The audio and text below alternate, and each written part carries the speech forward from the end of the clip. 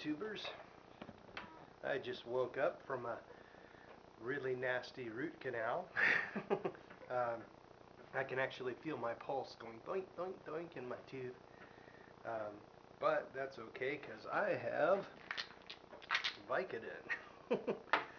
So I'm just going to be laying around the condo and moaning most of the night. But I figured I'd get the root canal over with. So, take care of your dental work now while you can. That's the philosophy. So that's done at least. So thought I'd take a moment to sort of go over my thoughts as in it for a change of plans that I've had recently. I'm thinking that instead of going for a rural homestead like I was kind of planning, I think instead I will stick to the suburban idea with a large lot in a place where the homes have large lots, probably a half acre, a little bit larger than, significantly larger than your usual 10th acre plot. But then again, even on a 10th acre, you can still grow a significant amount of food. But if I had a half acre, I could possibly, once it started getting in style, I could probably even get a goat or something to keep the areas that I don't have under cultivation down, like keep the brush down and all that. Well, anyway, in that, you see, there are pros and cons to each situation, the really rural area and the suburban area. For example, in the collapse of Argentina, I've heard stories about how a remote homestead would be scouted out by MZBs, bad guys, and then they would, like, first they'd do is they'd poison the dogs, and so they couldn't give an alarm. Then they'd come back a day or two later and capture one of the kids as a hostage, gain entry, torture everybody to death to make sure they got all the hiding spots, like for silver or gold or buried wheat or whatever, and then they would, like, grab everything and leave, right? And leave nothing but an empty house and a few corpses. But then I've also heard from Argentina about how neighborhoods had a tendency, the neighborhoods that tended to support each other, they would survive. There would be armed thugs trying to victimize a house or a family in a house, and then all the neighbors from the surrounding homes would pile out and converge on the area, and even armed thugs will hesitate to face a crowd of 40 or 50 angry people. So then they got out of there and left. And the neighborhoods that were not cohesive and did not support each other, they were able to victimize and pick them off one by one until it was nothing but like a suburban ghost town with empty houses and burned out houses and looted buildings, right? And everybody in the neighborhood eventually had either been killed or fled to a safer location. So a place that could be cohesive with enough room to grow a significant amount of food, with using methods like hugelkultur things like that, they don't need irrigation, and permaculture, things like that. Of course, they don't need a lot of care and commercial fertilizers and insecticides. Permaculture is a system that can run just with the inputs that are available right there. So and then I would be able to make my home produce for me, and that would be a homestead, and that's what a home is supposed to be instead of just a big mortgage. But back to what I'm thinking about, and also a lot of people in the Great Depression supposedly said that they survived the Great Depression because they had good neighbors, and that means good neighbors close enough to be neighbors.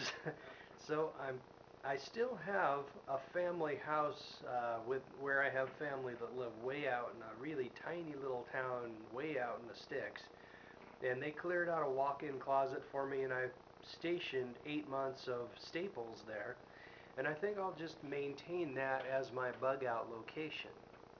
And then I will probably go for a suburban, large lot home, and then and of course check out the neighborhood first for crime and all that, and then try to bring them on board as things get worse and worse. I'll be there to show my neighbors how to garden, how to raise a few uh, raise a few things for themselves that are outside of the economic and tax system. Then eventually, when the economy does like collapse, if it does, unless they can find a replacement for our collapsing economy, um, basically I will be there to show everybody how to, you know, have a decent chance at this. So so basically, that's the new plan. Now, I'm not planning on buying my place right now, although shopping is free. I'm cruising the internet and talking to people and looking at bank repos and whatnot. And but for the time being, I'm just now that I've got all my debts paid off, my maybe 35% of my check goes to just normal spending, groceries, gas, property tax, and such. Walking around money, maybe 35% of my check. The rest is extra. Thank goodness for being debt free. But then, but basically, I'm just going down to the silver shop and buying a couple thousand in silver every month and slamming it into the safe deposit box. For the time being, that's the safest place for it. And then eventually, and right now, silver's going up. Property values are still just going down, and eventually my silver collection and or maybe that plus a little bit of something else would equal the suburban homestead that I want, in which case then I would get real serious about shopping as I continue to save, and then eventually I'll buy it. And I'm thinking maybe a 3 bedroom, 2 bath, something like that. Something with a garage where I can experiment with wood gas generators and build, and something with like maybe a concrete floor in the living room where I can build a rocket mass heater, and experiment with wood gas so that I could actually have backup wood gas lighting, which is possible with those Coleman lanterns and a little rubber hose. You can make your own wood gas lanterns that are as good as those propane camping lanterns. And you can actually cook with it too. With like a modified propane stove, you can cook with wood gas. And dude, there's so many more things that I could do if I actually had my own house rather than a condo. Because right here, I don't really dare build that mass heater, because then if the whole condo burns down, even if it starts from the other end, the investigators will look and say, that's weird, it must be him who did it. So I'm not going to do that. I did, okay, I did buy one of those stoves that Yankee Prepper recommended, those big metal stoves, about, coolest thing, man. I can hardly wait to go camping this next month and fire it up and burn the Cosmoline off and check its functionality, and then buy a few pieces of stovepipe, and then I would be able to arrange some kind of emergency setup here where the stove is vented out the fireplace, and that would be a more effective way of heating the condo if I had like a extended utility failure or something like that. But eventually, I'm okay. But back to my point. I'm pretty sure that I'm going to go with the suburban option rather than the really rural option. So if you guys have any input on that, either way, I'd be happy to hear it.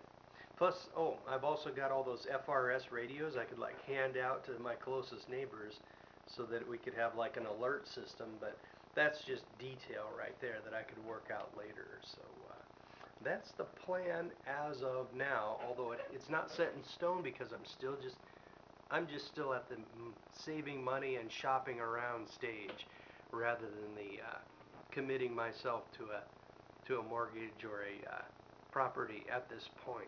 So let me know what you guys think, because that's what YouTube is for input. Okay, later.